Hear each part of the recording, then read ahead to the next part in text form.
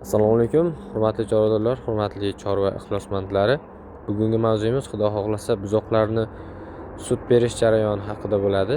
Ko'rib turganingizdek, bu taqir deyiladi. Ya'ni bu o'sha standart qo'yilgan sharoitda xuddi mana shu ko'rinishda yasaladi va bularga o'zining maxsus soskalari va o'zining paqirlari yordamida beriladi. Buni qo'yiladigan apparat o'zi qo'lda yasalgan hisoblanib, bularda buni buzoq o'sha emgan paytida xuddi onasidan sut emganidek, ya'ni ko'rib turganingizdek ichidagi o'zining maxsus shlani yordamida buzoqlarning bir maromda sut ishini ta'minlab beradi. Ya'ni ularning ichi ham o'tib qolmaydi yoki boshqa har xil nima deydi kasalliklarga olib kelmaydi.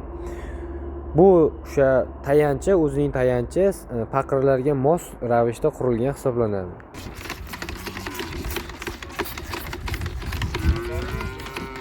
Bular boshqa ko'rpotsanib yemaydi. Sharif tog'asi buzoqlarga sut berdi-da.